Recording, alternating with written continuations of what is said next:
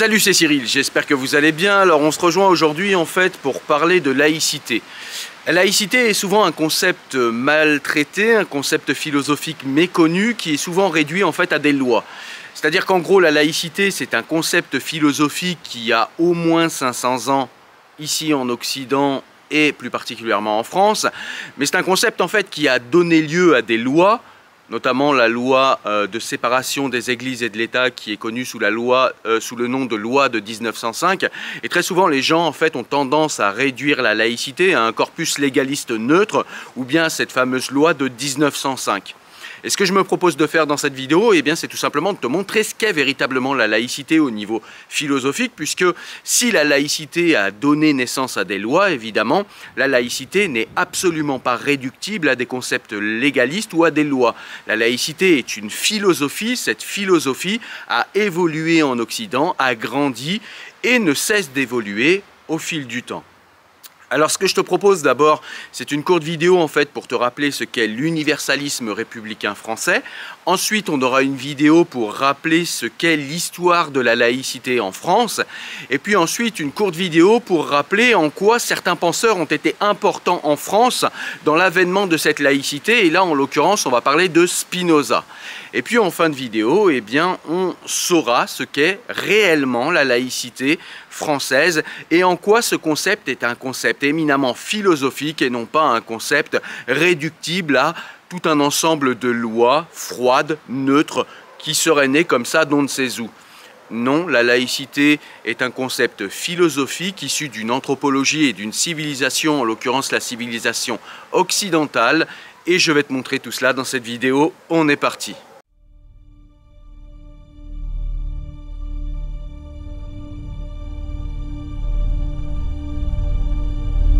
On va s'interroger sur ce qu'est la laïcité française, cette laïcité dont tout le monde parle, qui fait polémique, mais qu'au final, peu de gens semblent connaître.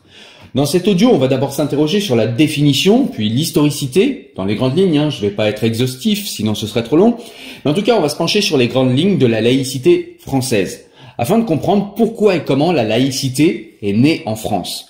Se rappeler que la laïcité n'est pas le fruit d'une révélation, comme pourraient le croire certains religieux, et que ce n'est pas non plus le fruit d'un dogme qui a émergé de nulle part. On va essayer aussi de comprendre les rapports de force qui ont finalement abouti à cette laïcité. En fin d'audio, on va essayer aussi de comprendre, à la lumière des éléments que je vous aurais présentés ici, pourquoi il y a ces tensions et ces polémiques autour du concept de laïcité en France.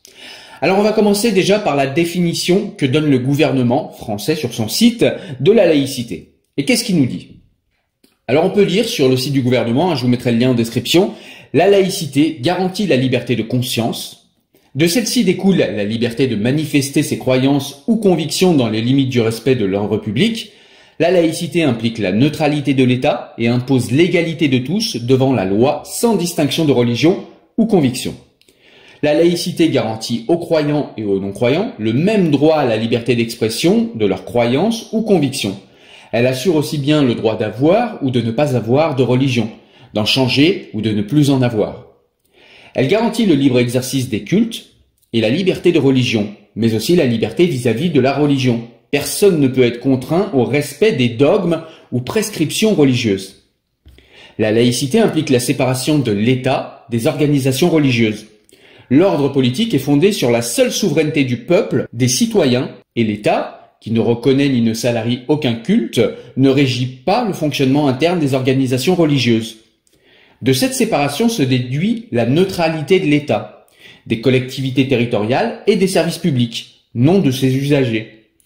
La République laïque impose ainsi l'égalité des citoyens face à l'administration et aux services publics, quelles que soient leurs convictions ou leurs croyances. La laïcité n'est pas une opinion parmi d'autres, mais la liberté d'en avoir une. Elle n'est pas une conviction, mais le principe qui les autorise toutes, sous réserve du respect de l'ordre public. Alors déjà, qu'est-ce que j'ai à dire, moi, de cette définition? Eh bien, cette définition me paraît poser problème, parce qu'elle est très généraliste. Elle ne parle pas de protection des libertés et de la dignité humaine, par exemple. Mais encore, elle dit que l'on peut manifester n'importe quel comportement religieux s'il ne trouble pas l'ordre public, ce qui est une incitation pour les esprits rotors à tester jusqu'où on peut manifester ses convictions religieuses jusqu'à ce que l'État ou la force publique réagisse. Et si l'État réagit trop tôt au goût des esprits roteurs, alors ils se plaindront de discrimination de la part de l'État et du fait que l'État ne respecte pas l'esprit de la laïcité. Alors c'est vrai que la définition qui est sur le site du gouvernement et que je viens de vous donner est assez légère. Pour être totalement honnête, il y a d'autres sous-dossiers qui viennent en fait préciser ce que veut dire ce texte initial, mais ça me paraît quand même très léger. En tout cas, c'est pour éviter que cette laïcité ne soit utilisée comme bouclier de revendications religieuses incessantes qu'il faudrait une définition, selon moi, plus rigoureuse, plus sérieuse du concept de laïcité tel qu'imaginé par le génie français. Mais vous allez me dire de quel génie est-ce que tu parles? Alors on va commencer par se souvenir que la laïcité française n'est pas née comme cela un beau matin par le fruit du hasard ou, comme je le disais tout à l'heure, par une révélation. Vous allez donc me demander, ok, mais comment est née la laïcité en France et pourquoi est-elle spécifique par rapport aux autres pays d'Europe et du monde occidental? Pour vous répondre, je vous propose de replacer la laïcité dans son historicité et on va remonter plusieurs siècles en arrière. Alors on va revenir à l'année 498 après Jésus-Christ.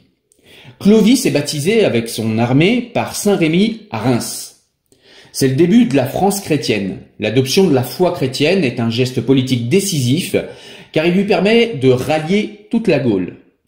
Cette période voit naître les racines de la chrétienté en France, où le politique et le religieux se confondent. L'Église devient omniprésente dans la société française.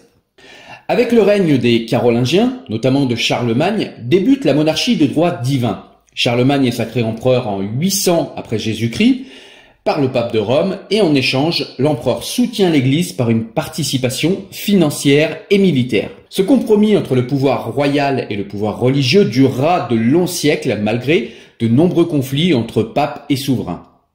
Les rois continueront à défendre l'Église et ils recevront toujours bénédiction, voire l'investiture de la part de l'Église. Lorsque le pouvoir de l'État éclate après la mort de Charlemagne en 814, les habitants se regroupent autour des seigneurs locaux. C'est la période féodale pendant laquelle l'Église représente la seule force organisée en place. Le pouvoir spirituel devient alors plus important que le pouvoir temporel. En réaction, la monarchie encourage ensuite l'autonomie de l'Église de France face au pape. Un pape français est installé à Avignon en 1309 par Philippe le Bel. Pendant cette période, le pluralisme religieux n'existe tout simplement pas. L'idée de laïcité s'est affirmée en même temps que se sont construits les États-nations au lendemain des traités de Westphalie de 1648. Alors que sont ces traités? Eh bien, ce sont des traités qui sont venus mettre un terme à deux conflits en même temps. Mettre un terme d'abord à la guerre de 30 ans, qui a impliqué l'ensemble des puissances du continent dans le conflit entre le Saint-Empire romain germanique et les États allemands protestants en rébellion, et la guerre de 80 ans opposant les Provinces-Unies révoltées à la monarchie espagnole. Les Provinces-Unies, à l'époque, c'est la Hollande. La guerre de 30 ans, qui avait bouleversé la géopolitique européenne, a contribué à définir une toute nouvelle conception de la souveraineté nationale. Les traités reconnaissaient, par exemple, l'existence légitime et légale de 3 confessions chrétiennes différentes en Europe. La catholique, la luthérienne et la calviniste. Ils réservaient aux princes le droit d'imposer leur propre choix religieux à tous les sujets et faisant du domaine religieux une prérogative de l'État souverain qui avait le droit de le gérer librement sans craindre de contraintes internationales. Cette laïcisation progressive des relations internationales entre Européens a permis dans un premier temps, au grand mécontentement du Saint-Siège catholique, de s'émanciper des dogmes religieux dans leurs relations diplomatiques. Ce sont les principes politiques issus de la Révolution française, toutefois, qui ont permis d'approfondir encore cette laïcisation irréversible des États-nations modernes, substituant à la traditionnelle tolérance civile des minorités religieuses le principe de liberté religieuse accordé à tous les sujets ou citoyens d'un État. Ces principes ont permis la reconnaissance institutionnelle d'une véritable citoyenneté, égale pour tous, et indépendante de l'identité religieuse propre à chacun. Ce divorce inéluctable entre l'État moderne et les religieux s'est accompli de manière relativement brutale. On parle de processus de laïcisation, car c'est l'État qui s'est auto-émancipé dans le cadre d'une lutte politique déclarée face aux prétentions de l'Église catholique en ce domaine. La laïcité y a été instaurée, en France, autoritairement par des lois civiles, création d'un état civil, de systèmes juridiques, de santé ou d'éducation, par un système étatique qui a permis la dissociation nette entre les lois civiles et les lois religieuses. Alors petit aparté, ne pas oublier également dans le processus de laïcisation, évidemment, tout le mouvement des Lumières qui était un mouvement, même si les Lumières avaient des pensées divergentes, c'était un mouvement qui était profondément libéral et un mouvement qui souhaitait, en tout cas au niveau intellectuel et philosophique, voir l'individu s'affranchir de la mainmise de l'Église sur tout ce qui est morale, civile et vie quotidienne et politique.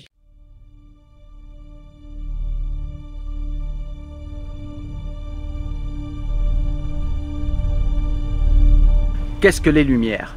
Et dans ce livre, il va nous proposer de comprendre ce qu'a été le mouvement des Lumières et ce qu'ont été les ambitions des Lumières. Alors je l'ai dit, le premier point, c'est tout simplement de dire que les Lumières ont sorti l'humanité, ont sorti en tout cas ceux qui les ont lus, ont sorti ceux qui ont cru en eux, ont sorti la France, la population française de l'état de minorité à l'état de majorité. En tout cas, c'est l'ambition affichée. Cette ambition, comment est-ce qu'elle s'y prend pour faire passer une population de l'état de minorité à l'état de majorité, à l'état de responsabilité, c'est-à-dire, puisque quand on est majeur, nous sommes des gens qui devenons responsables de nous-mêmes et on peut répondre de nos pensées et de nos actions.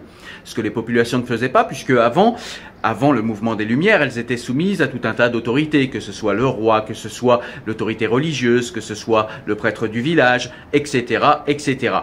Et donc le mouvement des Lumières arrive et nous dit « Cessez d'écouter les prêtres, cessez d'écouter l'Église, cessez d'écouter le banquier, cessez d'écouter votre Seigneur et faites usage de votre raison, osez penser par vous-même, osez faire usage de la raison et osez agir en conséquence de cet usage de la raison. » Et c'est exactement cela, le mouvement des Lumières, c'est commencer à faire soi-même usage de la raison, ne pas faire confiance à un livre, une autorité légitime, un penseur, un intellectuel, non.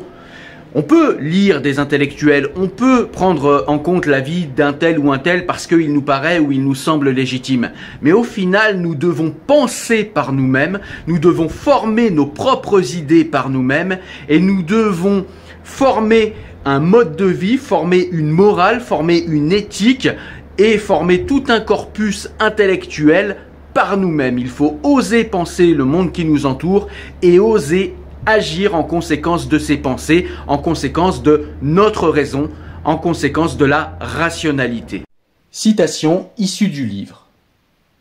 La paresse et la lâcheté sont les causes qui font qu'une si grande partie des hommes, après avoir été depuis longtemps affranchis par la nature de toute direction étrangère, restent volontiers mineurs toute leur vie et qu'il est si facile aux autres de s'ériger en tuteurs. Il est si commode d'être mineur. J'ai un livre qui a de l'esprit pour moi, un directeur qui a de la conscience pour moi, un médecin qui juge pour moi du régime qui me convient, etc. Pourquoi me donnerais-je la peine ? Je n'ai pas besoin de penser, pourvu que je puisse payer. D'autres se chargeront pour moi de cette ennuyeuse occupation. Et de cette posture rationaliste, découle le fait qu'un être humain, que l'humanité, devient majeur, c'est-à-dire responsable d'elle-même. En effet, si vous formez par vous-même vos propres pensées, vos propres directions de vie, vos propres valeurs, votre propre éthique, si vous fondez tout cela par vous-même, le jour où il y a un échec, vous êtes le responsable.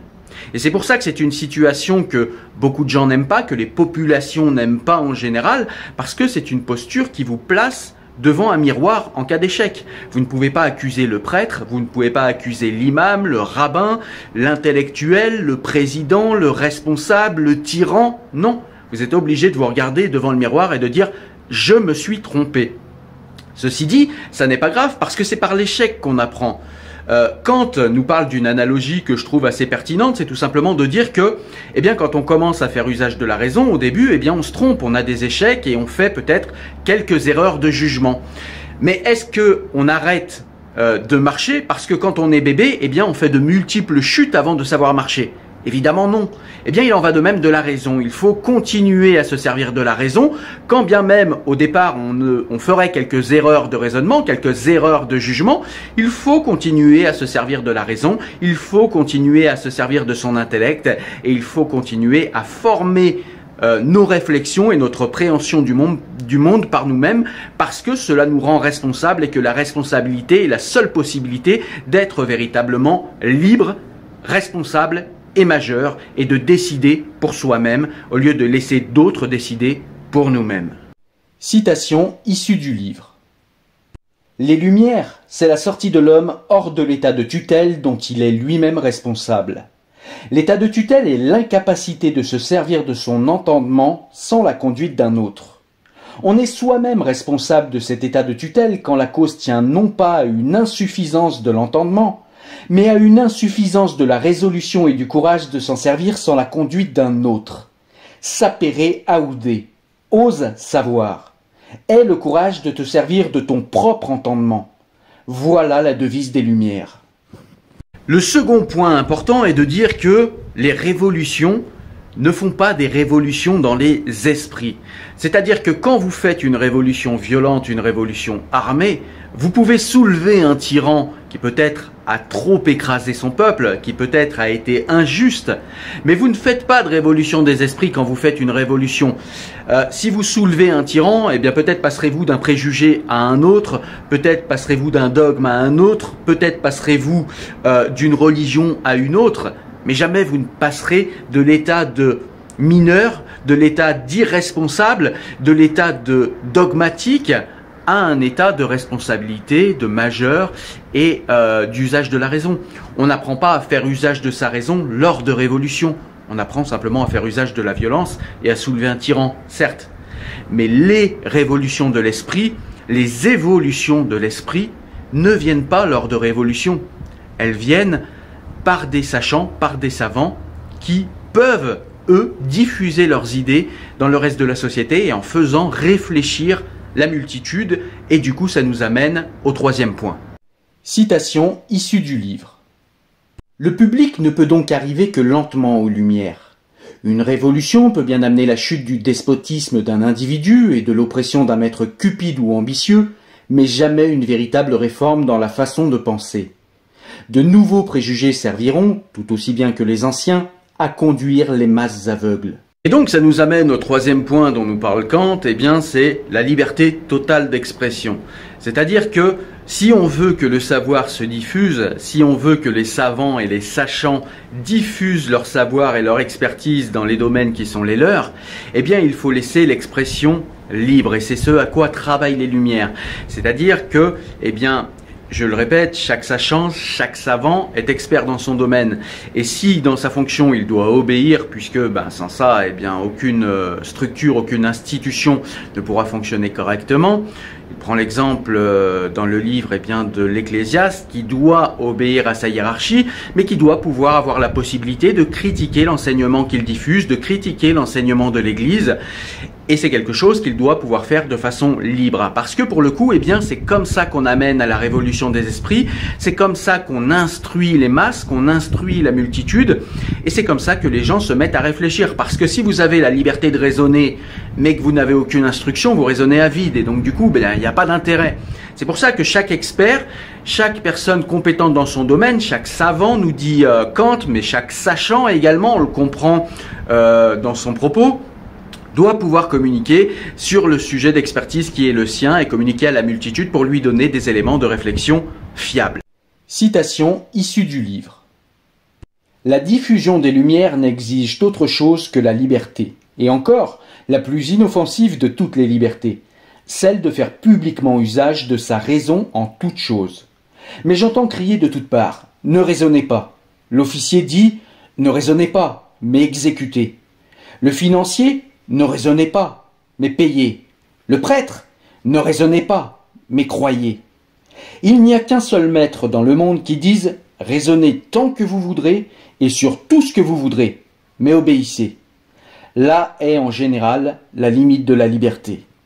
Parce que vous l'avez compris, pour Kant et pour les Lumières, on ne change pas la destination d'une nation, la destination d'une population par des révolutions violentes. Vous ne brisez pas une superstition, vous ne brisez pas un préjugé par des révolutions violentes et rapides.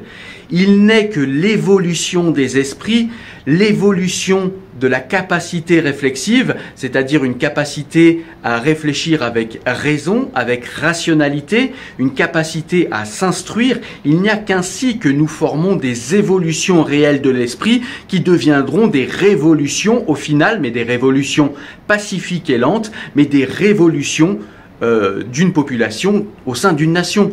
Et c'est ainsi qu'on va pouvoir comme ça modifier la destination d'une nation vers une destination beaucoup plus enviable que ce vers quoi elle se dirige, avec des citoyens rendus à l'état de mineurs qui écoutent leurs autorités sans jamais réfléchir.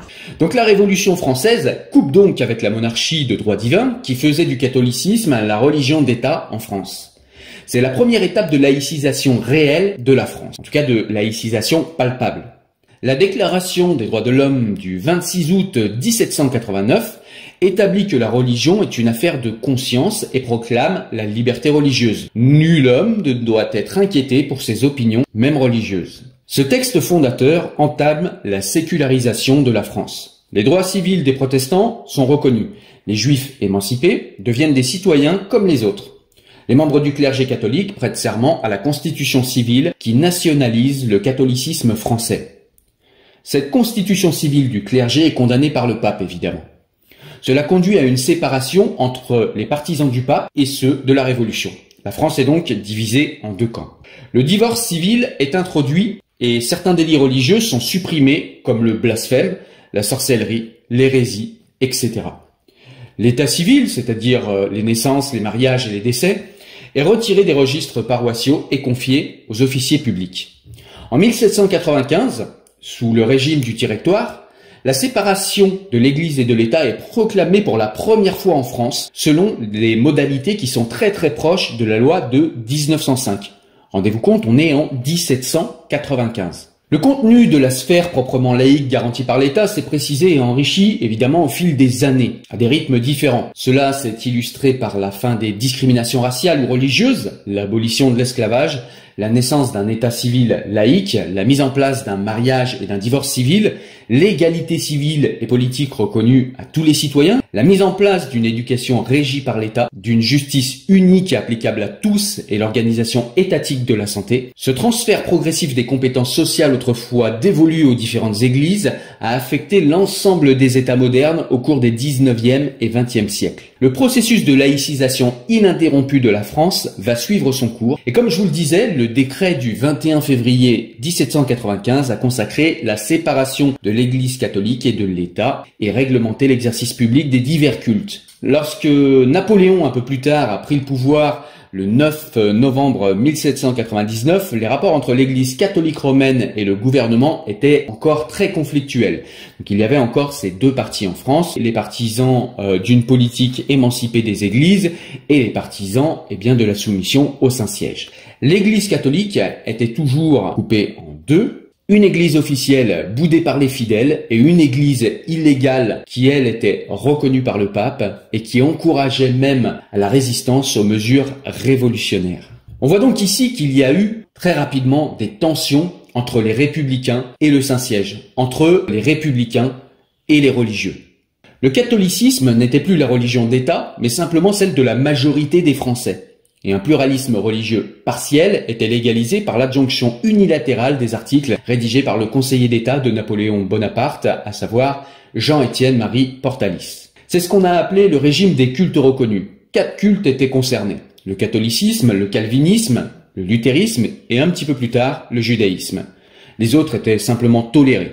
Le pouvoir civil nommait les évêques, versait un salaire aux évêques et aux curés, et par la suite aux pasteurs et aux rabbins. En retour, les membres des différents clergés devaient prêter serment et accepter une police des cultes particulièrement tatillonne. Avec le Concordat, on a assisté à un certain recul de la laïcité dans ses formes les plus radicales, au bénéfice de la reconnaissance légale d'une certaine pluralité religieuse. Napoléon reconnaissait l'Église catholique romaine, mais ne s'y soumettait pas. Son couronnement a eu lieu en présence du pape, mais sans qu'il y ait eu de sacre. Le mariage civil et le divorce ont été maintenus, et un code civil sans aucune mention religieuse a été institué en 1804. Donc ce régime des cultes institué par Napoléon a connu une longévité assez exceptionnelle puisqu'un peu plus d'un siècle de fonctionnement quand même. Les rapports entre l'État et les églises ont cependant varié selon l'attitude plus ou moins anticléricale adoptée par les différents régimes vis-à-vis du catholicisme romain et de son clergé. Sous la Restauration, entre 1814 et 1830 par exemple, le parti clérical légitimiste a retrouvé son influence et des mesures hautement symboliques ont été prises. Même si la pluralité des cultes était maintenue, le divorce par exemple est de nouveau interdit le 8 mai 1816, sous la monarchie constitutionnelle de 1830 à 1848, on s'est empressé de supprimer la plupart des changements cléricaux pris sous le régime précédent. Par exemple, selon la nouvelle charte constitutionnelle, la religion catholique redevenait la religion professée par la majorité des Français, et non plus la religion d'État. L'égalité juridique entre les cultes reconnus était rétablie, et la loi sur le sacrilège à nouveau supprimée. Avec la révolution du 25 février 1848, où Louis-Philippe est contraint par une partie du peuple de Paris, qui se soulève à nouveau et parvient à prendre le contrôle de la capitale, d'abdiquer en faveur de son petit-fils, Philippe d'Orléans, le 24 février 1848. Le même jour, dès 15 h, la Deuxième République est proclamée par Alphonse de Lamartine. Entouré des révolutionnaires parisiens, une fraternité nouvelle semble rapprocher les anciens ennemis, que sont les ennemis des deux France. La Constitution a rétabli la liberté de culte et l'égalité des religions a été solennellement proclamée. Cette réconciliation n'a cependant pas résisté aux journées de juin et à la guerre des deux France. On parle de la France sous influence de l'Église, je le répète, et de la France républicaine et anticléricale. Et cette guerre a repris de plus belle avec le vote de la loi Fallou sur l'enseignement qui renforçait le contrôle des curés et des notables sur l'école le 15 mars 1850. Sous le Second Empire, entre 1852 et 1870, Napoléon III s'est d'abord appuyé sur le parti clérical, et il lui a donné d'ailleurs de sérieuses garanties par sa politique étrangère en faveur du maintien des États pontificaux. Le conflit des deux France s'est encore radicalisé un peu plus. Il semblait à beaucoup qu'il n'y avait plus moyen de réconcilier un catholicisme romain de plus en plus intransigeant, soutien du régime, et un parti républicain d'opposition qui est peu à peu passé de l'anticléricalisme traditionnel à l'anti-religion déclarée. Même si la politique cléricale s'est beaucoup ralentie dans les dernières années de l'Empire, l'exaspération était si forte chez certains qu'elle explique en partie la fureur anticléricale qui s'est manifestée lors des événements tragiques de la Commune, où par exemple l'archevêque de Paris a été exécuté sommairement par les insurgés en 1871. Après la défaite militaire de 1871 et la chute du Second Empire, la République, amputée de l'Alsace et de la Moselle au profit de l'Allemagne, a certes été rétablie, mais restait fragile et sujette à tout changement de majorité qui aurait rendu possible le rétablissement de la monarchie. Par un souci d'apaisement du conflit, la Troisième République, donc de 1870 à 1877, n'a pas opéré, à ses débuts, de changements notables en ce qui concerne la laïcité de l'État. Le néologisme laïcité, d'ailleurs, apparaît assez tard en France, au cours du XIXe siècle, au moment des débats sur la laïcisation de l'État, c'est-à-dire de son émancipation politique vis-à-vis des principes religieux de l'Église catholique. Ferdinand Buisson, l'un des principaux collaborateurs de Jules Ferry, donne en 1882 la première définition de l'État laïque dans son article « Laïcité » tiré du dictionnaire de pédagogie. Je cite « L'État laïque est un État neutre entre les cultes, indépendant de tous les clergés, dégagé de toute conception théologique. » Fin de citation. Le processus de laïcisation à la française s'est appuyé sur trois principes politiques définis progressivement au cours de l'histoire de la France. Le premier principe énonce l'autonomie du politique. Le pouvoir n'est pas l'émanation de la volonté divine, mais le représentant d'une communauté de citoyens apte à se gouverner par elle-même. Le deuxième principe postule la privatisation inéluctable du religieux, c'est-à-dire la relégation au privé de tout ce qui est religieux. Cependant, on conserve évidemment la liberté de conscience. Mais les églises ne doivent relever exclusivement que du droit privé. Le troisième principe affirme quant à lui la supériorité de l'État par rapport à la société civile. Le citoyen doit participer à l'élaboration d'une identité collective qui ne peut se construire que dans l'arrachement à l'appartenance immédiate, c'est-à-dire l'émancipation sous les auspices de la raison seule, c'est-à-dire l'arrachement à nos identités de naissance, l'arrachement à notre identité religieuse, on peut lire en sous-titre évidemment. Aux élections de 1879, les républicains ont largement emporté ces élections sur leurs adversaires monarchistes. De nombreuses lois fondamentales qui allaient dans le sens d'une plus grande laïcisation de l'État ont alors été adoptées en moins d'une dizaine d'années, comme par exemple la suppression de l'obligation du repos dominical. Donc ça, c'est une loi qui a été votée le 12 juin 1880. On a aussi procédé à l'interdiction des congrégations et à l'expulsion de la Compagnie de Jésus le 29 mars 1880, donc la même année. Et la congrégation de Jésus, c'est une congrégation catholique masculine dont les membres en fait sont des clercs réguliers appelés des jésuites et ils sont soumis au pape. On a également acté le 14 novembre 1881 la sécularisation des cimetières, la laïcisation de l'école primaire le 28 mars 1882, la suppression des prières publiques à la Chambre des députés le 14 août 1884 et le rétablissement du divorce le 27 juillet 1884, la suppression des facultés théologiques d'État et la laïcisation des hôpitaux le 21 mars 1885, la laïcisation du personnel d'enseignement dans les établissements laïques le 30 octobre 1886, l'enlèvement des emblèmes religieux dans les tribunaux et liberté des funérailles le 15 novembre 1887 et l'astreinte des séminaristes et des clercs au service militaire ont été supprimés le 15 juillet 1889. Cette politique volontariste était certes d'inspiration anticléricale, mais pas foncièrement anti-religieuse. Jules Ferry, alors président du Conseil, athée convaincu, était cependant très soucieux de ne pas heurter profondément les convictions des croyants de France.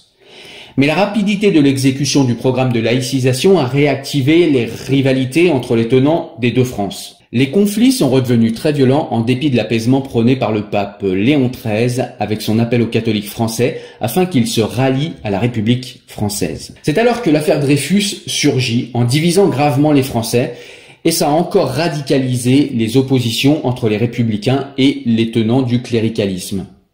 Au tournant du siècle, certains ont parfois eu l'impression d'être à la veille d'une véritable guerre civile et religieuse. Une série de conflits, exacerbés par les lois très sévères prises à l'encontre des congrégations religieuses le 1er juillet 1901 et le 7 juillet 1904, ont finalement conduit à la rupture des relations diplomatiques avec le Saint-Siège en 1904. C'était la fin du Concordat, la séparation des églises et de l'État devenait alors possible. Les principaux artisans de la loi qui a été finalement votée le 9 décembre 1905, après de nombreux débats, ont cherché à assurer la pacification des esprits et à offrir aux églises la possibilité de vivre à l'abri du régime républicain. Les deux articles établissant les principes majeurs de la loi sont l'article 1, la République assure la liberté de conscience, elle garantit le libre exercice des cultes sous la seule restriction édictée ci-après dans l'intérêt de l'ordre public. Donc l'article 2, qui est l'article ci-après, la République ne reconnaît, ne salarie, ne subventionne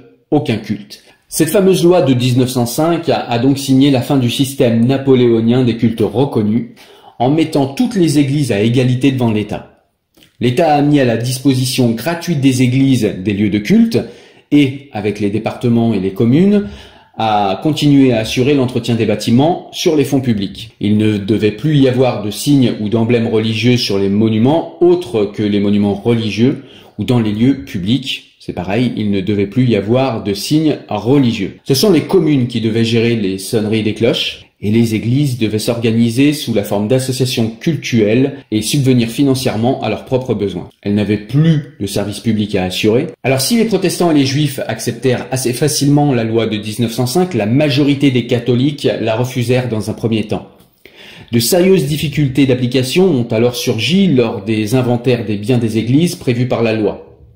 Dans certaines régions, on a même observé des résistances à la police et même quelques affrontements. Le pape Pie X a finalement condamné le principe de séparation et ordonné à ses fidèles de ne pas créer les associations cultuelles prévues par la loi. Un an après la promulgation de la loi de 1905, les lieux de culte catholiques devaient revenir à l'État et aux communes. Était-ce là une grande expropriation annoncée par les détracteurs de la loi de 1905 ? Évidemment non. Dans un souci d'apaisement, le gouvernement a fait passer 3 lois complémentaires qui laissaient gratuitement et sans arrangement contractuel l'usage des biens ecclésiastiques au clergé catholique. Ces lois sont passées le 2 janvier et le 28 mars 1907 et une autre loi le 13 avril 1908.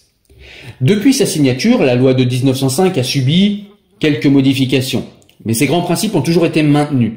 La laïcité a été inscrite pour la première fois dans la Constitution le 27 octobre 1946. Dans l'article 1er, la France est une république indivisible, laïque, démocratique et sociale. Et on peut aussi lire dans le préambule de la Constitution que l'organisation de l'enseignement public, gratuit et laïque à tous les degrés, est un devoir de l'État.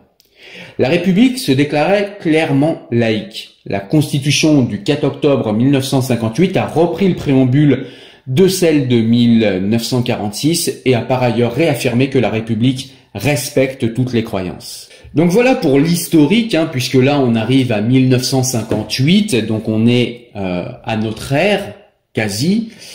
On a eu une loi qui a été votée en 2004, qui est une loi qui en fait continue cette laïcisation de la société française et qui est venue tout simplement statuer et poser un cadre légal sur le port de signes religieux à l'école, entre autres, et sur le port de tout vêtement qui occulterait le visage.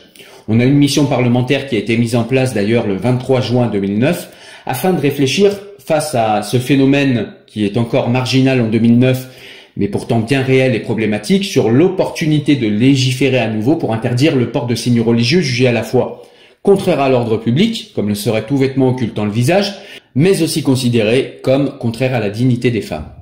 Dans la société française actuelle, où l'islam est devenu de manière récente la seconde religion pratiquée en France, la laïcité fait donc à nouveau débat. Le problème est que l'islam, dans son historicité, ne semble pas avoir connu, elle, de phénomènes semblables à la laïcisation du catholicisme en France et plus largement en Occident. D'où les tensions récurrentes autour de l'islam et les nouvelles lois venant s'adapter mais surtout circonscrire les pratiques religieuses et les saillies des cultes musulmans et des musulmans en général. Alors il ne s'agit pas ici de dire que tous les musulmans posent problème, la majorité des musulmans ne posent pas problème, mais on voit qu'il y a des militants théologico-politiques, des militants associatifs et tout un tas de gens qui sont très compatissants avec ça parmi les musulmans, qui laissent en fait l'islam en tant que dogme pluriel tester les lois de la République. Et évidemment la République, de par ses principes laïques et de par sa constitution anticléricale, puisqu'il y a quand même une partie de la population française qui est anticléricale depuis très longtemps, et cet inconscient anticlérical est encore là. Et cet inconscient anticlérical est réactivé quand on voit les assauts de l'islam sur la République, les assauts de l'islam sur l'espace civil français. Donc en conclusion, nous voyons depuis le début de cet audio que la laïcité est en constante évolution, a été en constante évolution en France, et que si chaque étape législative ou constitutionnelle qui sont venues approfondir ou renforcer, voire affaiblir la laïcité, eh bien, chacune de ces lois législatives ou constitutionnelles ont été un processus important, une étape importante. Mais ces étapes ne sont que des étapes. On ne saurait réduire la laïcité à l'une de ces étapes. Le processus ininterrompu de laïcisation de la société française ne saurait donc être réduit à une étape particulière du processus de laïcisation, comme voudraient nous le faire croire certains esprits retors, notamment chez les musulmans, mais aussi dans la gauche française, en essayant de figer la préhension de la laïcité française ou de figer le concept laïque, en le réduisant à la seule loi de 1905, qui ne contient d'ailleurs, cette loi, en son sein, même pas une seule fois le mot laïcité. Donc la loi de 1905 est une loi de séparation, c'est une loi importante dans le processus de laïcisation de la société française, mais elle ne saurait, cette loi de 1905, à elle seule résumer ce qu'est la laïcité française ou résumer la laïcisation ininterrompue depuis plus de 500 ans de la société française. Quand on parle de laïcité française, il faut donc prendre en compte l'historicité dont on vient de parler et que j'ai évoquée dans ces grandes lignes, mais il faut tenir compte de cette historicité. Il faut tenir compte de l'esprit des lois qui ont été votées au cours de cette historicité et garder à l'esprit que l'adaptation de cette laïcité à la nouvelle religion très vigoureuse et non sécularisée qu'est l'islam en France est un fait en réalité historiquement banal et une continuation logique du processus de laïcisation entamé il y a plus de 500 ans en France. Ce n'est donc pas en France qu'il se passe un complot ou l'expression d'un quelconque racisme envers les musulmans. D'ailleurs, comment pourrait-on être raciste envers une religion? Mais ce qui se passe en ce moment, c'est la réaction normale d'une société laïque face à des religieux qui contestent la laïcité française, comme ce fut le cas, nous l'avons vu, tout au long du processus de laïcisation de la société française. Il est important de dire que le peuple français, souverain dans son pays, est légitime à protéger ses acquis historiques, cet acquis historique en l'occurrence qu'est la laïcité, parce que c'est un acquis qui a été difficile à mettre en place dans la société française, nous l'avons vu, et c'est un acquis auquel les Français, désormais, tiennent. Alors aujourd'hui, qu'est-ce que la laïcité ? Eh bien, la laïcité, aujourd'hui, on voit que c'est le fruit d'une histoire, c'est le fruit de combats. Et la laïcité française est extrêmement spécifique parce que c'est une laïcité, on l'a vu, qui s'est construite contre le Saint-Siège, contre l'Église catholique, et l'État a dû s'émanciper de l'Église catholique, ce qui est une histoire très différente des États-Unis qu'on compare trop souvent à la France, et en général, de toute façon, des sociétés anglo-saxonnes, mais plus particulièrement les États-Unis, parce que les États-Unis, les premiers colons, ont justement fui l'Angleterre pour une liberté religieuse retrouvée. Et donc aux États-Unis, la liberté religieuse est historiquement pour eux, et même dans leur construction, j'en parlerai quand je chroniquerai le livre de la démocratie en Amérique par Alexis de Tocqueville, que je suis en train de lire, mais pour les États-Unis, eh bien, la liberté religieuse est l'expression la plus limpide de leur liberté individuelle. En France, la liberté a été conquise, je le répète, contre le Saint-Siège, c'est-à-dire en repoussant la religion du politique et en ramenant la religion au privé. L'État, les citoyens, la société civile en France a dû s'émanciper de la religion, a dû renvoyer la religion dans les cordes, la renvoyer dans le privé, la renvoyer au spirituel et la destituer du politique. Donc ces histoires très différentes font qu'en France, toute manifestation religieuse est extrêmement mal prise. En France, la religion doit rester quelque chose de privé et de discret. Alors on va finir cet audio par quelques citations de grands laïcs convaincus que j'ai trouvées pertinentes avant de vous laisser. Alors je vais d'abord citer Condorcet, et je cite: « La Constitution, en reconnaissant le droit qu'a chaque individu de construire son culte, en établissant une entière égalité entre tous les habitants de la France, ne permet pas d'admettre, dans l'instruction publique, un enseignement qui détruirait l'égalité des avantages sociaux et donnerait à des dogmes particuliers un avantage contraire à la liberté des opinions. Il était donc rigoureusement nécessaire de séparer de la morale les principes de toute religion particulière et de n'admettre dans l'instruction publique l'enseignement d'aucun culte religieux. » Fin de citation. Je vais vous citer maintenant un passage plus légaliste de Jean-Michel Duconte, qui est avocat français, spécialiste du droit public, et qui nous dit, je cite, « Il est temps de dire que la laïcité ne peut être cantonnée à un mode d'organisation sociale. Elle est porteuse d'un idéal, celui de l'individu, citoyen qui sait qu'il n'y a de savoir-vivre collectif que dans la confrontation librement débattue de convictions individuelles. Celui également de la durée assumée au travers de l'affirmation d'une aptitude permanente à tirer des leçons de l'histoire, les éléments de construction d'un présent acceptable et d'un futur qui conserve sa place au rêve. » Et là, nous avons Claude Nicollet, qui est historien français et spécialiste de la Rome antique et des institutions et des idées politiques, qui nous dit, je cite, « La laïcité ne nous a pas été donnée comme une révélation, elle n'est sortie de la tête d'aucun prophète, elle n'est exprimée dans aucun catéchisme, aucun texte sacré n'en contient les secrets, elle n'en a pas. Elle se cherche, elle s'exprime, elle se discute, elle s'exerce et s'il le faut, se corrige et se répand. » Dernière citation que je souhaiterais vous lire de Michel Onfray, que je trouve extrêmement pertinente et éclairante, qui nous dit, et je cite, « La pensée laïque n'est pas une pensée déchristianisée, mais chrétienne immanente. Avec un langage rationnel, sur le registre décalé du concept, la quintessence de l'éthique judéo-chrétienne persiste. Dieu quitte le ciel pour descendre sur terre, il ne meurt pas, on ne le tue pas, on ne l'économise pas, on l'acclimate sur le terrain de la pure immanence. Jésus reste le héros des deux visions du monde, on lui demande seulement de ranger son auréole et d'éviter les signes ostentatoires. » D'où une définition relativiste de la laïcité. Pendant que l'épistémé demeure judéo-chrétienne, on fait comme si la religion n'imprégnait pas, n'imbibait pas les consciences, les corps et les âmes. On parle, on pense, on vit, on agit, on rêve, on imagine, on mange, on souffre, on dort, on conçoit en judéo-chrétien, construit par 2000 ans de formatage du monothéisme biblique. Dès lors, la laïcité se bat pour permettre à chacun de penser ce qu'il veut, de croire à son Dieu, pourvu qu'il n'en fasse pas état publiquement. Mais publiquement, la religion laïcisée du Christ mène quand même le bal. Fin de citation.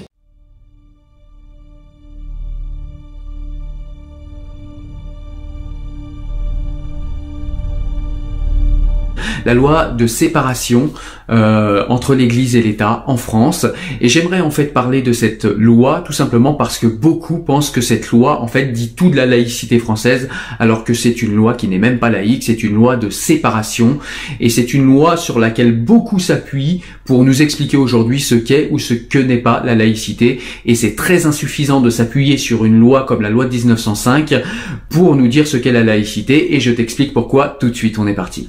Alors déjà, ce qu'on peut commencer par dire, c'est que cette loi de séparation qu'on appelle loi de 1905 est une loi qui ne comporte pas dans son corpus textuel une seule fois le mot laïcité. Et pour cause, puisque en fait la loi de 1905 ne dit pas tout en fait de la laïcité française, contrairement à ce que voudraient nous faire croire certains gauchistes qui ont mal lu cette loi ou qui ne l'ont jamais lue, et certains islamistes qui aimeraient être dans un légalisme imbécile, puisque évidemment les lois comportent tout un tas de trous dans lesquels on peut s'engouffrer pour nous faire croire tout et n'importe quoi, et pour interpréter à loisir, à dessein même parfois, les lois de la République française. Alors si on veut comprendre la laïcité française, eh bien évidemment la loi de 1905 ne va absolument pas suffire. Elle est importante puisque la séparation du pouvoir politique et du pouvoir religieux est un fait important dans un pays, surtout dans un pays laïque, dans un pays qui se réclame de la laïcité, évidemment. Mais si on veut comprendre la laïcité, il faut remonter beaucoup plus loin, puisque ça a commencé il y a beaucoup plus longtemps, en fait. On s'est pas réveillé comme ça en tant que peuple en 1905 en se disant « Ah bah tiens, on veut séparer la religion de l'État, ça y est, c'est fait, c'est cool. » C'était une lubie comme ça. Évidemment, il y a eu un processus intellectuel long, il y a eu un processus intellectuel sur plusieurs siècles, et il y a eu surtout des penseurs intéressants qui ont pensé cette laïcité, qui ont pensé l'articulation entre le politique et le religieux, et c'est ces gens-là qu'il faut lire pour comprendre la laïcité française. Alors on peut commencer par exemple pour moi par lire un précurseur des Lumières françaises, ce serait Spinoza dans son traité des autorités théologiques et politiques. Il nous parle justement de l'articulation qui doit intervenir entre la politique et la religion pour être dans une nation éclairée, pour être dans une nation qui vit en paix. Il nous parle également de l'abus de pouvoir des professionnels de la religion sur les citoyens, sur les âmes d'un pays, et du mal que ça fait à ce pays-là. Il nous parle également de l'abêtissement qu'est la superstition et de l'abêtissement que produit sur un peuple toutes ces superstitions quand elles sont érigées en règles et en lois et quand elles régissent le politique. Donc ça, c'est très intéressant. Mais ensuite, on peut aussi aller lire les Lumières françaises, puisque c'est à cette époque d'effervescence intellectuelle et philosophique, et bien que les penseurs français ont commencé le plus sérieusement à parler de laïcité et à en définir les contours sans utiliser le mot toutefois à l'époque. On peut parler de Voltaire avec son traité de la tolérance, où il nous explique qu'il faut tolérer, où il nous explique que la tolérance doit avoir des limites, mais là où il nous explique aussi qu'il n'y a pas de foi sans liberté de conscience, puisque il faut un libre consentement pour avoir la foi, sinon c'est pas de la foi, c'est tout simplement obéir au coup de fouet, obéir au bâton. Donc voilà, il nous explique tout ça. On peut parler également de Diderot, on peut parler également de Descartes, on peut parler de tout un tas de personnalités françaises qui ont, dans leur effervescence intellectuelle et philosophique, donné naissance, donné vie à ce qu'on appelle aujourd'hui le génie de la laïcité française, qui est une laïcité spécifique, qui est une laïcité universaliste. Et si on veut la comprendre, eh bien c'est ces gens-là qu'il faut lire. Et peu le font parce que c'est un travail important, c'est un travail qui demande un engagement certain, c'est un travail qui demande du temps, c'est un travail qui réclame du temps. Et on préfère tout simplement se dire que la laïcité, c'est la tolérance imbécile et abrutie de tout et n'importe quoi, sous prétexte d'être de gentils tolérants béats.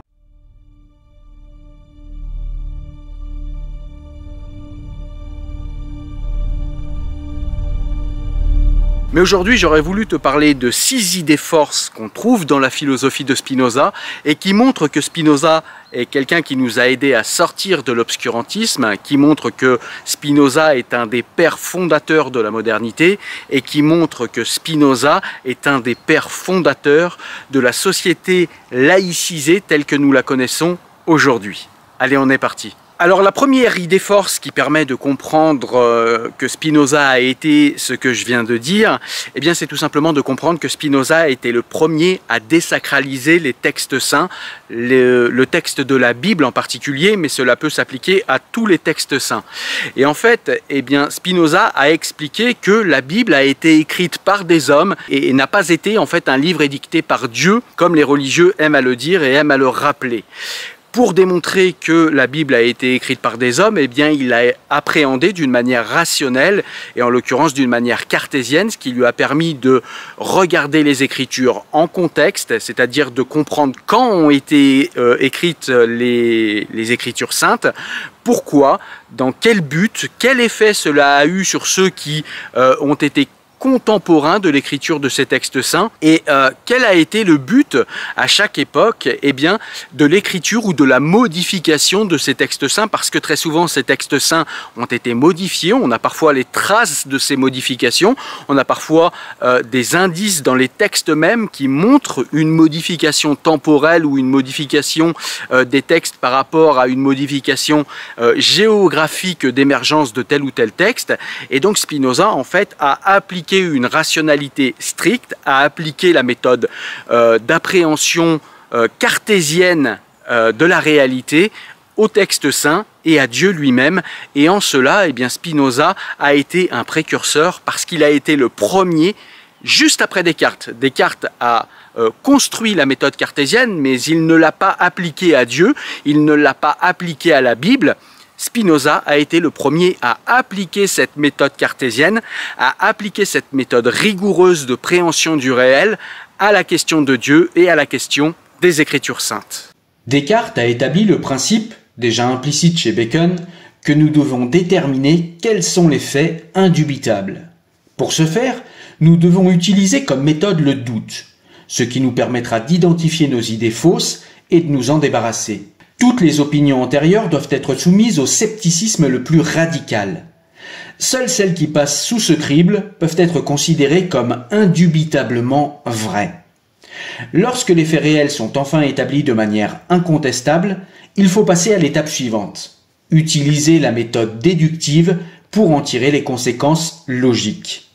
Descartes a ainsi prouvé qu'il est possible que notre connaissance du monde soit fondée sur des certitudes, mais que pour cela, nous devons utiliser ces deux méthodes. D'abord celle du doute, puis celle de la déduction logique. Le second point, la seconde idée force, eh bien, c'est tout simplement de dire que nous allons maintenant expliquer ce qu'il se passe dans la nature par des chaînes de causalité, par des chaînes de causes et de conséquences. Spinoza nous explique qu'on comprend un phénomène non par ses conséquences, mais par ses causes. C'est-à-dire quelles sont les causes qui ont fait émerger tel ou tel phénomène. Et pour cela, eh bien, je l'ai dit, Spinoza a rencontré le cartésianisme de Descartes, le cartésianisme qui est en fait une méthodologie qui nous permet de déduire des phénomènes particuliers à partir de la préhension de phénomènes plus généraux que l'on a remarqués ou par l'observation ou par voilà, tout simplement des mesures empiriques de tel ou tel phénomène. Et donc Spinoza eh bien, a été le premier à sortir Dieu de l'équation, en tout cas le Dieu des monothéistes, et à expliquer tout ce qu'il se passe autour de nous, tout ce qu'il se passe dans la nature et dans notre environnement par des chaînes de causalité ou par des déductions qu'il a fabriquées à partir de phénomènes généraux comme l'indique la méthode cartésienne et à partir de son entendement et à partir de la rationalité. Spinoza est le premier qui a expliqué en fait la totalité du monde sans avoir recours à Dieu. Le doute méthodique de Descartes est une méthode pour parvenir à la vérité, pas un refus qu'il y ait une vérité. Et donc Spinoza a été le premier à dire que eh bien le Dieu des monothéistes, le Dieu que l'on essaie d'infléchir par des prières, par des suppliques, par des offrandes, ce Dieu-là à qui l'on essaye de plaire pour qu'il modifie les lois de la nature, eh bien tout cela pour Spinoza n'existe pas. Dieu n'influe pas en fait sur la compréhension des phénomènes que l'on voit autour de nous. Il suffit simplement d'appliquer la méthode cartésienne et la rationalité pour comprendre dans un enchaînement de causes et de conséquences eh bien, la nature telle qu'elle est. Alors l'idée force suivante chez Spinoza, c'est tout simplement de s'attaquer aux superstitions dans les religions. Spinoza ne critique pas le fait de croire en Dieu, je l'ai dit, il était lui-même croyant, même s'il ne croyait pas au Dieu des monothéistes, c'est-à-dire à ce barbu anthropomorphique, vengeur, ce barbu qui a besoin qu'on l'adule, qui se met en colère quand on ne l'écoute pas. Spinoza ne croyait pas en ce Dieu-là et il pensait que c'était une création des hommes en miroir. Et Spinoza s'attaquait par là, en vérité, aux superstitions. Parce que pour Spinoza, eh bien, les superstitions sont tout simplement le reflet de l'ignorance. D'ailleurs, Spinoza a cette expression, Dieu, cet asile de l'ignorance. C'est-à-dire que quand on ignore un phénomène, eh bien, on l'attribue à Dieu. Et en fait, Spinoza propose qu'on ne fasse plus ça. Quand on ne sait pas, on ne sait pas, mais on va chercher par l'entendement, sans faire appel à Dieu, eh bien, à expliquer les phénomènes, je l'ai dit juste avant. La superstition, c'est quoi? Eh bien, pour vous donner un exemple, eh bien, c'est tout simplement de faire croire à tout le monde, en l'absence de faits objectifs, eh bien, que l'âme est immortelle et qu'elle va être jugée par on ne sait qui, et qu'il va falloir que vous fassiez telle ou telle chose dans la vie pour pouvoir être quelqu'un de bien et éventuellement mériter le paradis, et que vous allez devoir ne pas faire telle ou telle chose et avoir peur de l'enfer. C'est-à-dire que les superstitions vous manipulent par des croyances à faire tel ou tel comportement, tout simplement en vous manipulant par l'espoir de votre intérêt d'aller vers le paradis ou d'acquérir je ne sais quelle bonne chose dans ce monde-là ou dans celui d'après. Et les religions vont également avoir le fameux bâton pour vous faire peur et en vous expliquant que si vous n'avez pas tel ou tel comportement ou si vous faites des comportements qui sont interdits par la religion, eh bien il va vous arriver tout simplement des malheurs dans cette vie et dans celle d'après puisque vous allez aller en enfer. Et tout cela pour Spinoza n'est que manipulation des religieux pour leurs ouailles tout simplement, hein, pour manipuler les populations parce qu'il n'y a réellement aucune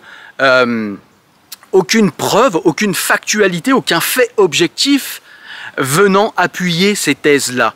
Et pourtant, les religieux s'en servent. Et ce qu'il y a de doublement néfaste pour Spinoza, c'est déjà que quand on obéit à la peur du bâton et à son intérêt, à son seul intérêt propre, celui d'aller au paradis ou d'avoir de bonnes choses dans ce monde-là si on obéit bien, eh bien déjà pour Spinoza, cela est être un esclave. Et pour Spinoza, pour bien se comporter, eh bien il faut faire appel à la raison. La rationalité nous explique pourquoi et comment bien nous comporter, ce qui nous permet d'appliquer le bon comportement à tout un tas de situations contextuelles différentes. Ce que vous ne pouvez pas faire avec des superstitions, puisque la superstition ne s'applique que dans certains contextes donnés. Si vous rencontrez une situation que vous n'avez jamais rencontrée, eh bien vous n'allez pas savoir comment vous comporter, et ça vous rend de plus en plus ignorant en fait, parce que vous vous appuyez non pas sur des connaissances, non pas sur des comportements que vous pourriez améliorer à chaque fois, vous vous appuyez tout simplement sur des superstitions arbitraires auxquelles vous obéissez comme un esclave sans jamais réfléchir, et du coup vous n'utilisez pas votre intellect, vous utilisez tout simplement votre intérêt bien compris pour le paradis et votre peur bien comprise pour l'enfer. Alors l'idée suivante, c'est tout simplement de dire que les miracles n'existent pas. Les miracles impliquent une altération des lois de la nature, lois que Dieu en personne a fixées. Pourquoi Adonai, notre Seigneur, créerait-il des lois qu'il violerait lui-même?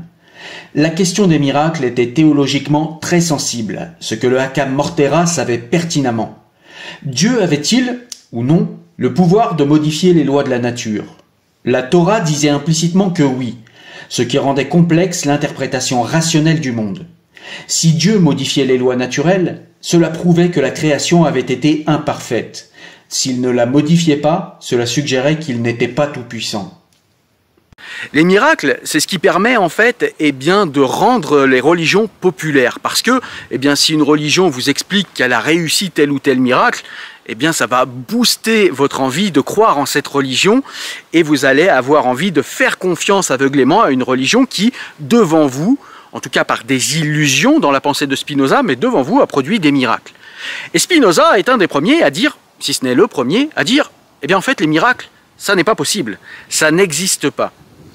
Et souvent, ce qu'on prend pour des miracles, c'est tout simplement en fait des rapports de causalité, des rapports de cause à effet, des phénomènes tout à fait naturels qui ne sont pas expliqués. Et comme je l'ai dit tout à l'heure, Dieu, c'est asile de l'ignorance, c'est-à-dire que le croyant, à chaque fois qu'il ne sait pas, il dit c'est Dieu. Au lieu de chercher exactement ce qu'il s'est passé, et d'essayer de comprendre un phénomène, il nous dit c'est Dieu. Alors évidemment, pour Spinoza aussi, c'est Dieu, puisqu'il n'y a rien pour Spinoza en dehors de Dieu, rien qui n'existe sans l'intervention de Dieu. Mais pour Spinoza, je le rappelle, Dieu, c'est la nature. Dieu, c'est tout ce qu'il y a autour de nous. Dieu, ce sont les lois de la nature. Et il n'y a rien dans le monde qui puisse advenir sans les lois de la nature, sans Dieu donc. Mais pas le Dieu des monothéistes qui fait des miracles. Pourquoi ? Tout simplement parce qu'il y a une contradiction logique dans les miracles.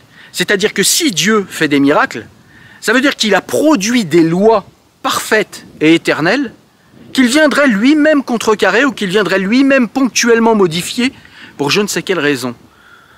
Cela veut dire que si Dieu modifie ses propres lois, ça veut dire que lors de la création, elles n'étaient pas parfaites.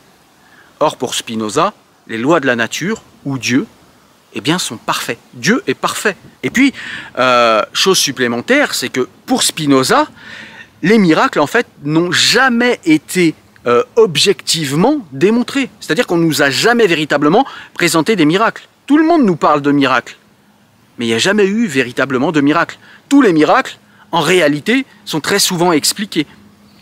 Spinoza nous prend par exemple ce fameux miracle dont on nous parle dans les rêves prémonitoires, par exemple. Et Spinoza nous dit que ça n'est pas parce que vous avez fait un rêve prémonitoire qu'il s'est passé quelque chose d'exceptionnel et que c'est un miracle. C'est une simple fatalité statistique, parce que si vous dites à chaque fois que vous faites un rêve et qu'il se réalise que c'était un rêve prémonitoire, vous ne prenez pas en compte les centaines et centaines de rêves que vous avez faits et qui ne se sont jamais produits dans la réalité. Donc en réalité, un rêve prémonitoire n'est qu'une simple fatalité statistique et il en va de même pour tous les miracles. L'idée suivante, très importante développée par Spinoza, c'est tout simplement le fait que l'âme n'est pas séparée du corps. D'ailleurs, l'âme n'est pas éternelle et d'ailleurs, l'âme, pour Spinoza, n'existe pas. Pourquoi ? Tout simplement parce que pour Spinoza, en fait, l'esprit est le corps. L'esprit et le corps, c'est exactement la même chose. D'ailleurs, on le voit, quand vous allez mal au niveau de votre corps, vous avez du mal à penser. Preuve que le corps et l'esprit sont liés. Mais encore, quand vous dormez la nuit, vous n'êtes pas capable de penser et de raisonner comme vous le faites la journée. Ce qui montre un lien indéfectible entre le corps et l'esprit. D'ailleurs, pour Spinoza, on ne parle pas d'âme, on parle d'esprit. Parce que l'esprit, c'est quelque chose, en fait, qui est simplement la conscience de soi et qui est émergent de notre biologie. C'est-à-dire que l'esprit émerge de la biologie et l'esprit est mu par notre biologie. On voit bien que quand le corps disparaît, il n'y a pas de pensée. Votre corps s'arrête tout simplement de bouger et vous ne continuez pas à penser. Vous ne continuez pas à penser. Il n'y a aucune preuve de cela. D'ailleurs, jamais personne n'a trouvé l'âme. Et ceux qui nous parlent d'âme ou de libre arbitre, quand on leur demande où trouver cela dans notre corps ou ailleurs, ils sont bien embêtés. Ils ne trouvent pas cela. Maïmonide explique que l'utilisation de la logique implique que la Torah ne peut faire l'objet d'une lecture littérale que tant qu'elle ne contredit pas la logique. Mais si le texte sacré dit quelque chose qui s'oppose à la réalité démontrable, la lecture littérale doit alors être rejetée et remplacée par la lecture figurative ou métaphorique. Spinoza est le philosophe qui a gommé tous les traits anthropomorphiques de Dieu. C'est-à-dire que, j'en ai parlé un petit peu tout à l'heure, pour Spinoza, Dieu n'est pas ce barbu anthropomorphique qui se met en colère, ce barbu qui nous manipule, qui nous dit que si on s'est bien comporté, si on a fait les bons esclaves, eh bien il nous récompensera, et que si on a été de mauvais esclaves et qu'on a été des renégats, eh bien il nous punira comme des enfants, comme des mineurs. Spinoza nous dit que ce Dieu-là a été en fait formé par des esprits humains, et c'est pour ça que ce Dieu-là a une image humaine. En réalité, pour Spinoza, Dieu, je l'ai dit, ce sont les lois de la nature, ce sont tous les phénomènes présents dans la nature. D'ailleurs, pour Spinoza, Dieu est tout, englobe tout, et Dieu est partout en fait dans la création. Il n'y a pas un endroit qui ne s'appelle pas Dieu, parce que Dieu est partout, Dieu est tout. Les hommes se trompent parce qu'ils se croient libres. Et la seule raison pour laquelle ils le croient, c'est qu'ils sont conscients de leurs propres actions et qu'ils ignorent les causes qui les déterminent. L'idée de la liberté des hommes s'enracine dans leur ignorance de la cause de leurs actions, car dire que leurs actions dépendent de leur volonté est erroné. Personne ne sait ce qu'est la volonté, et ceux qui prétendent le savoir, voire localiser les lieux qui abritent l'âme, nous font seulement rire ou hocher la tête en signe de désapprobation. De même, lorsque nous regardons le soleil, nous imaginons qu'il est à 200 mètres. L'erreur n'est pas seulement le résultat de notre imagination, mais aussi de l'ignorance de la distance réelle à laquelle se trouve le soleil, à cause de notre imagination. En effet, bien que nous sachions que le soleil se trouve à plus de 600 diamètres de la Terre, nous l'imaginons toujours proche, puisque notre corps est affecté par lui. Et donc ce qui découle du fait que Dieu est la nature, que Dieu, dans le système de pensée de Spinoza, est toute la nature et les lois de la nature, même les lois invisibles, eh bien c'est tout simplement le fait que l'homme, en réalité, n'est plus au centre de tout. Parce que l'homme, en fait, s'est construit un Dieu anthropomorphique pour se mettre au centre. C'est-à-dire qu'on aurait un Dieu qui nous ressemble et qui s'occupe de nous et qui a sur Terre tout créé pour nous. Dans le système philosophique de Spinoza, Dieu est tout et partout, donc il est dans tout l'univers. Et du coup, eh bien, ça décentre Dieu de l'être humain, ça décentre également l'être humain, en ce sens que l'être humain n'est plus qu'un phénomène parmi tous les autres phénomènes de l'univers qui fait partie eh bien, des lois de la nature, qui fait partie de Dieu. C'est-à-dire que l'homme est un phénomène au même titre qu'un grain de poussière, qu'un caillou, qu'un lapin. L'homme est un phénomène peut-être particulier, mais il n'est qu'un phénomène parmi tant d'autres dans la nature. Je me suis souvent étonné de voir des hommes qui professent la religion chrétienne, religion d'amour, de bonheur, de paix, de continence, de bonne foi, se combattre les uns les autres avec une telle violence et se poursuivre d'une haine si farouche que c'est bien plutôt par ces traits qu'on distingue leur religion que par les caractères que je disais tout à l'heure. Car les choses en sont venues au point que personne ne peut guère plus distinguer un chrétien d'un turc, d'un juif, d'un païen que par la forme extérieure et le vêtement, ou bien en sachant quelle église il fréquente, ou enfin qu'il est attaché à tel ou tel sentiment et jure sur la parole de tel ou tel maître. Mais quant à la pratique de la vie, je ne vois entre eux aucune différence. En cherchant la cause de ce mal, j'ai trouvé qu'il vient surtout de ce qu'on met les fonctions du sacerdoce, les dignités, les devoirs de l'Église au rang des avantages matériels, et que le peuple s'imagine que toute la religion est dans les honneurs qu'il rend à ses ministres. C'est ainsi que les abus sont entrés dans l'Église, et qu'on a vu, les derniers des hommes animés d'une prodigieuse ambition de s'emparer du sacerdoce, le zèle de la propagation de la foi se tourner en ambition et en avarice sordide, le temple devenir un théâtre où l'on entend non pas les docteurs ecclésiastiques, mais des orateurs dont aucun ne se soucie d'instruire le peuple, mais seulement de s'en faire admirer, de le captiver en s'écartant de la doctrine commune, de lui enseigner des nouveautés et des choses extraordinaires qui le frappent d'admiration. De là les disputes, les jalousies, et ces haines implacables que le temps ne peut effacer.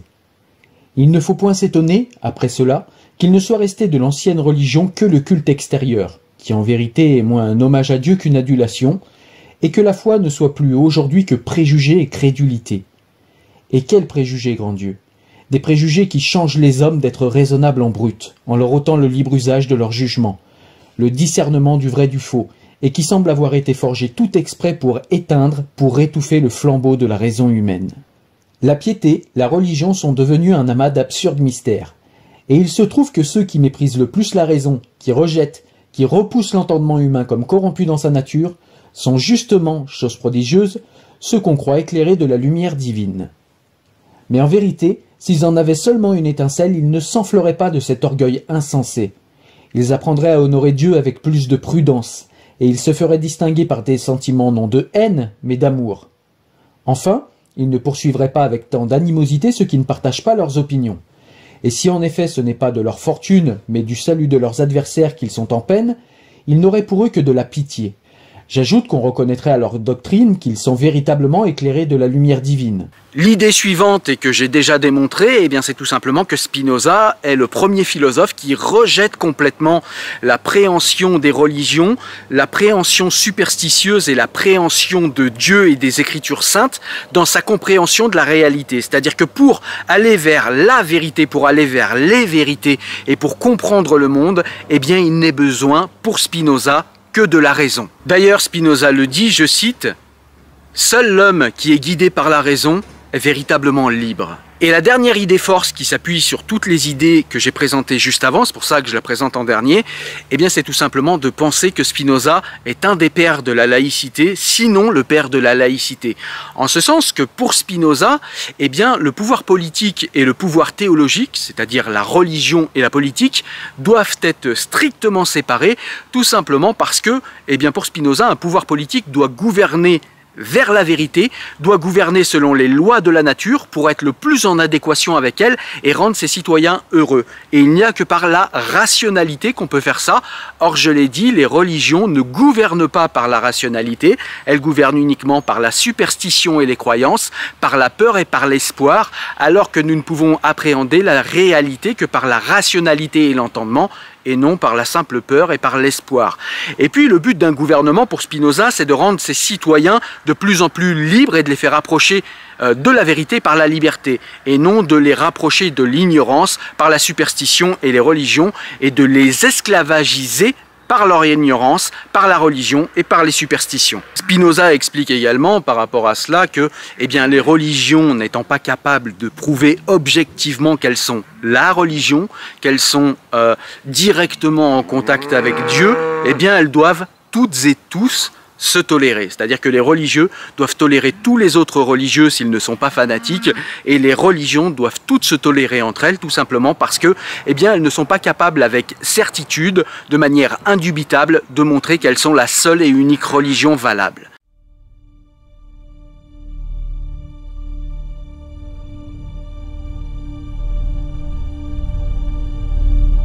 Donc je vais découper la vidéo en 3 petites parties. Donc on va parler d'universalisme religieux, d'universalisme politique et d'universalisme philosophique. Allez, c'est parti, je te montre tout ça. Alors qu'est-ce que l'universalisme religieux? L'universalisme religieux, c'est tout simplement l'idée que certaines religions ont une vocation universelle. C'est sur cette croyance-là, sur ce principe-là en tout cas, que les églises chrétiennes ont envoyé des missionnaires partout dans le monde pour convertir les populations au concept universel que seraient les concepts chrétiens. D'ailleurs, catholique est un mot grec qui veut dire universel. Donc voilà ce qu'est l'universalisme religieux. Donc ensuite, il y a l'universalisme politique. Donc l'universalisme politique est une catégorie qui se divise en 2 sous-catégories. Donc on a l'universalisme institutionnel et l'universalisme républicain. L'universalisme institutionnel, c'est un universalisme qui pense que tous les peuples doivent être représentés pour la conduite des affaires du monde, pour la conduite démocratique des affaires du monde. Ensuite, l'autre catégorie, c'était l'universalisme républicain. Donc c'est une doctrine en fait qui est d'origine française et qui postule que sa république est une et indivisible et que chaque citoyen de sa république a les mêmes droits et les mêmes devoirs indépendamment de ses autres appartenances, qu'elles soient religieuses, ethniques, philosophiques ou autres. Et donc ce modèle postule que son idéal est un idéal universel. Donc ensuite il y a l'universalisme en philosophie, donc il y a l'universalisme philosophique qui postule qu'il existerait un système universel, un système qui régit les relations entre les hommes avec un grand H dans le monde et qui serait le bon modèle et qui serait universel, qui s'appliquerait à toutes et tous. Et ce modèle universel serait façonné par la raison humaine.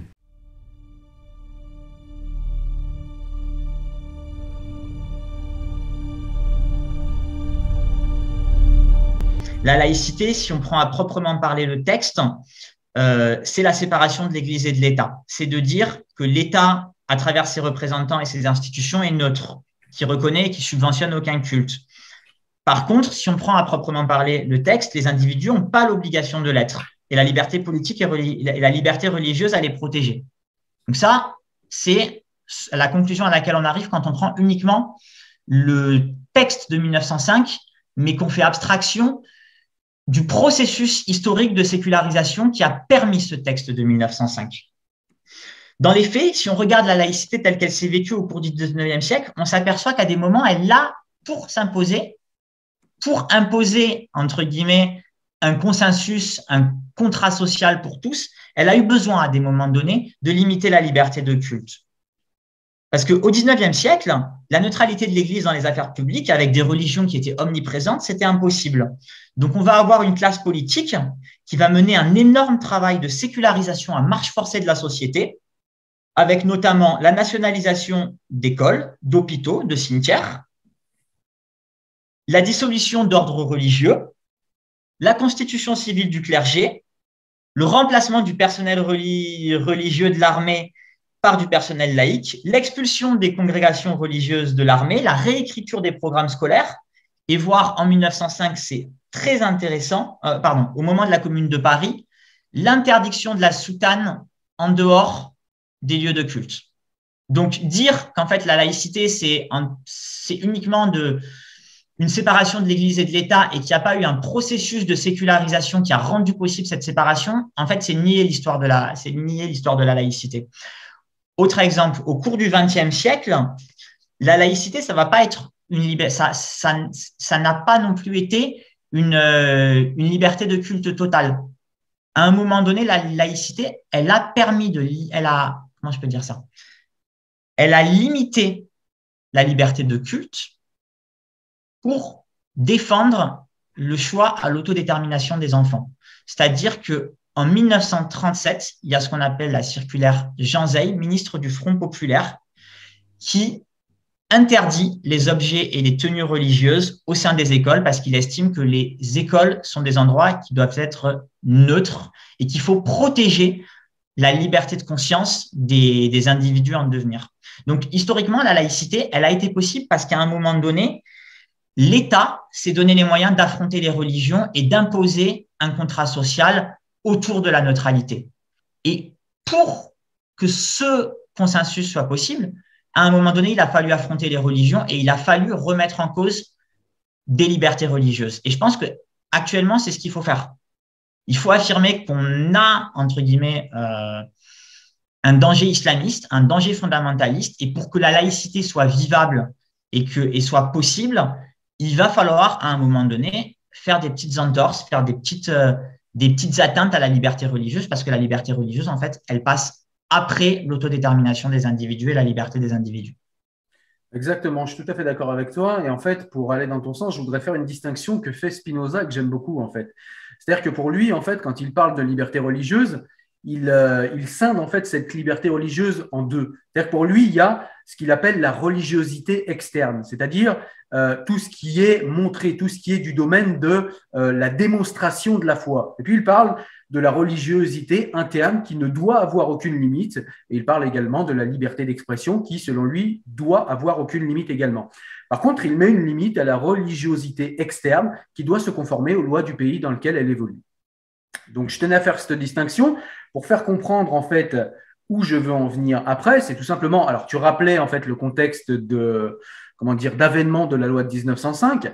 Je suis d'accord avec toi et je suis d'accord également sur le fait qu'il faut percevoir la laïcité comme un mouvement qui est dynamique en fait. C'est-à-dire que la laïcité n'est pas née en 1905 et elle ne se réduit pas à 1905.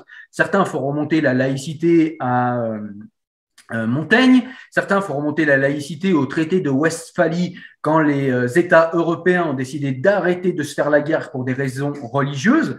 Donc, c'était l'avènement de la laïcisation des rapports internationaux et des rapports diplomatiques. C'était pas rien. C'était la première fois dans le monde que ça arrivait. Et donc, en fait, la laïcité, c'est un processus dynamique. C'est là où je voulais en venir. Et ce processus dynamique, à un moment, a permis l'avènement de cette loi extrêmement importante qu'est la loi de 1905, même si, je le répète, on ne peut pas réduire la laïcité à la loi de 1905. Et il faut se rappeler également que la loi de 1905 cite nommément les chrétiens. Donc, dans une perspective dynamique et dans une problématique ponctuelle de la loi de 1905 autour des chrétiens, moi, je ne serais pas contre le fait qu'aujourd'hui, puisque nous avons une problématique autour des musulmans, qu'il y ait des lois qui citent nommément les musulmans sur des sujets sur lesquels ils testent la République et sur lesquels ils posent problème dans l'espace public français. Alors après, ça pose la question de la constitutionnalité de ces lois, parce que une loi pareille, elle serait cassée par le Conseil constitutionnel, je pense. Ça veut dire que la loi de 1905 n'est pas valide alors? Je pense qu'en fait, personne en fait n'a fait de recours au Conseil constitutionnel, parce que comme c'est une loi qui fait l'unanimité, personne n'a jugé utile de faire un recours. Alors mais comment peut-on se baser? Il faut savoir qu'il y a des lois qui sont inconstitutionnelles, mais qui sont en activité, tout simplement parce que le Conseil constitutionnel, il se saisit pas de lui-même.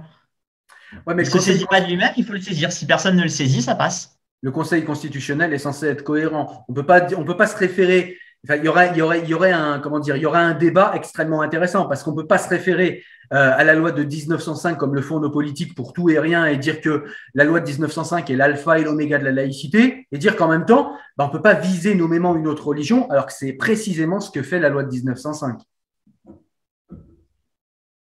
Je sais pas. Après, je suis pas. Moi, je verrais pas de problème à ce qu'il y ait une loi. Je veux dire, il y a un contexte. Dans le contexte dans lequel les chrétiens posaient problème et dans lequel on voulait séparer en fait le pouvoir que les chrétiens avaient pris sur le pouvoir politique français, eh bien, on a nommé les chrétiens et on leur a fait une loi qui a permis de s'affranchir du pouvoir temporel chrétien.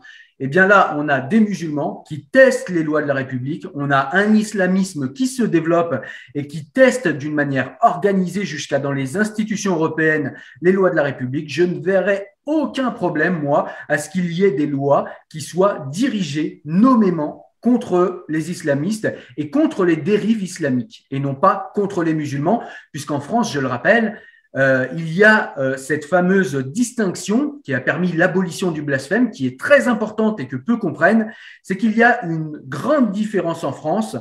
Nous avons le droit de critiquer et de chier sur toutes les croyances, mais nous avons le devoir en même temps de protéger et de respecter les croyants. Oui, alors après, bon, je te rejoins sur à peu près tout. Le fait de citer nommément les musulmans, c'est vrai que je me suis pas posé la question, donc je vais pas développer plus. Je sais pas si vraiment ça rapporterait quelque chose. Je pense qu'on peut faire énormément de choses sans forcément les nommer. En fait, ce que ça apporterait dans mon esprit, c'est la franchise. Parce qu'on nous accuse souvent, et à raison, d'être des hypocrites. Non, on s'attaque pas à l'islam, mais les lois, elles sont clairement faites pour eux. Oui, tout le monde le sait. Et c'est un secret de polichinelle. Donc, à un moment, il faut assumer ses idées, il faut assumer ce qu'on fait, et il faut assumer le fait que aujourd'hui, en contexte actuel, après 300 morts sur notre territoire, eh bien, il y a des courants de l'islam qui posent problème et on doit s'attaquer à ça. Mais tu crois que tu m'as convaincu, en fait. Je suis assez… moi, effectivement, moi, je pense que le cœur du problème aussi, c'est qu'on n'assume pas nos idées, on n'assume pas ce qu'on est. Et peut-être qu'effectivement, le fait de ne pas nommer l'ennemi, c'est assez problématique. Moi, je pense qu'il faut qu'on réaffirme vraiment les bases de notre contrat social et qu'en fait, on assume, on arrête d'avoir peur, et qu'une fois que nous, on sera au clair sur ce qu'on veut comme modèle de société, progressivement, les fausses, elles vont se résorber d'elles-mêmes, en fait. Exactement. Moi, je pense que après, il faut pas que tout passe par l'État non plus. C'est-à-dire que pour moi, légiférer, c'est déjà une défaite. Comment je peux expliquer ça? Une société, c'est pas que des lois, en fait. Une société, c'est un tas de coutumes, c'est un tas de mœurs, de valeurs qui sont partagées par l'immense majorité des membres, qui sont implicites, mais qui sont reconnues par l'immense majorité des membres et qui nous permettent de faire société. Je vais prendre un exemple. Si demain, je décide de plus dire bonjour à personne, en soi, je fais rien d'illégal. Mais je vais provoquer de la gêne, je vais provoquer de l'agacement parce que je contreviens à un code social. Et je vais me mettre en marge de la société et socialement, je vais en payer le prix. Pareil, si demain, je suis cadre et je décide de venir au boulot en short, ça va pas être accepté. Je fais rien d'illégal, hein, mais ce sera pas accepté par les gens autour de moi et je risque, entre guillemets, d'être rétrogradé ou d'être licencié parce que j'ai brisé un attendu social. Le problème avec le libéralisme culturel, c'est qu'il nie l'existence du contrat social. Il nie l'existence de ces normes de ces attendus sociaux, de ces codes qui sont implicites et qui nous permettent de faire société. Et quand, à un moment donné, on ne partage plus ces codes, qu'on ne partage plus ces implicites, on se retrouve dans une société où on n'a plus de valeurs communes et où on finit par être les uns contre les autres ou dans des espaces fermés où on ne se fréquente plus. Et le fait qu'on soit obligé de légiférer sur des choses qui relevaient de l'évidence avant, ça montre déjà qu'on ne partage plus de codes. Dans une société où les codes sont partagés par tous, la question du burkini, elle ne se pose pas en fait. Si demain tu vas en Islande, par exemple, ou dans un pays nordique où il y a peu de musulmans fondamentalistes, personne ne se pose la question de la pertinence d'une loi pour interdire le burkini, parce qu'en fait, il n'y a pas de burkini. Et ce que doit être une tenue de bain, ça ne fait pas l'objet de débat parce que tout le monde est d'accord sur ce que doit faire une tenue de bain. Donc, pour moi, le fait qu'on soit obligé de légiférer, déjà, c'est une défaite. Ça veut dire qu'on ne fait plus société. Quand on est obligé de légiférer sur des évidences, c'est qu'on ne fait plus société. Et déjà, pour moi, c'est une défaite. Après, je voudrais dire une deuxième chose. Je ne me prononce pas sur la pertinence ou pas de légiférer sur le burkini. Je te rejoins tout à fait sur l'interdiction du voile pour les mineurs parce que j'estime que là, pour le coup, on a entre guillemets les armes pour que ce soit accepté par tout le monde parce qu'en fait, comme ça touche des mineurs, je pense que ce sera accepté par la société. Par contre, je pense que si à un moment donné, on légifère sur des trucs, ça ne doit pas nous faire oublier que la solution, elle ne pourra pas passer que par des lois. Parce qu'on ne pourra pas légiférer sur tout. C'est impossible de légiférer sur tout. Une société, ce n'est pas que des lois. C'est à nous aussi, en tant que citoyens, de réaffirmer ce qu'on est et de refuser une société atomisée où chacun fait ce qu'il veut, en fait. Il faut qu'on réaffirme au quotidien qu'on est un groupe social, qu'on est une communauté de destin, qu'on est porteur de valeurs et qu'on refuse les comportements qui dérogent à la règle.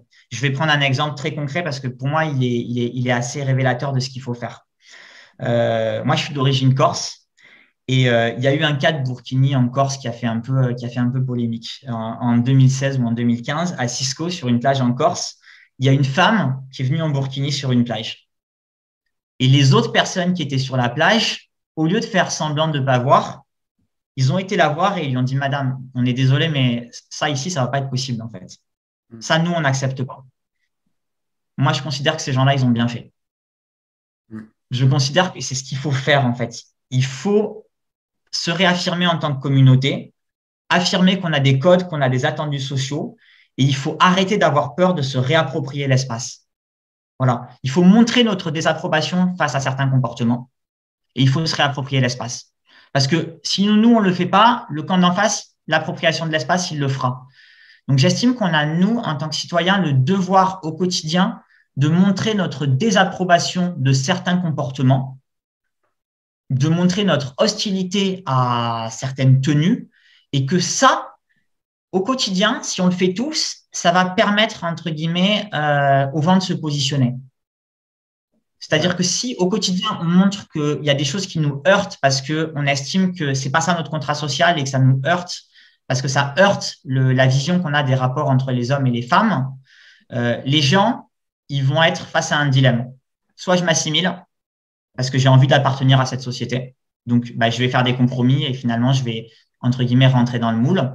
Soit vraiment, j'ai pas envie d'appartenir à cette société et dans ce cas-là, je pars.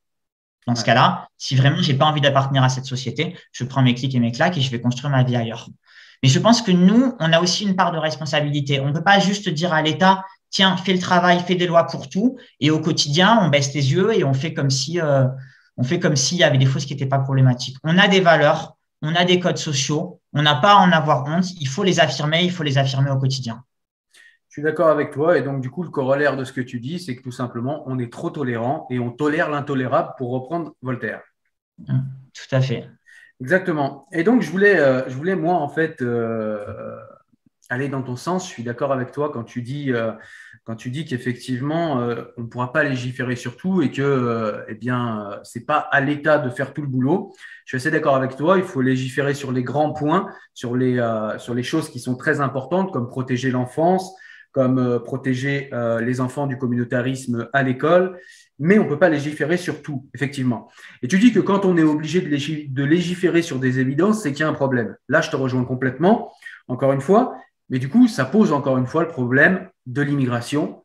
Alors, de l'immigration, pas forcément, mais en tout cas de l'assimilation de cette immigration. Parce que comme le dit Samuel Huntington dans son Choc des civilisations, livre que je recommande, même s'il est très polémique, eh bien, il explique qu'il n'y a absolument jamais aucune civilisation qui a vécu sans civilisation. Parce que c'est ce qui se passe dans les pays anglo-saxons. C'est-à-dire qu'on a des pays qui vivent avec plusieurs civilisations sur un même espace géographique.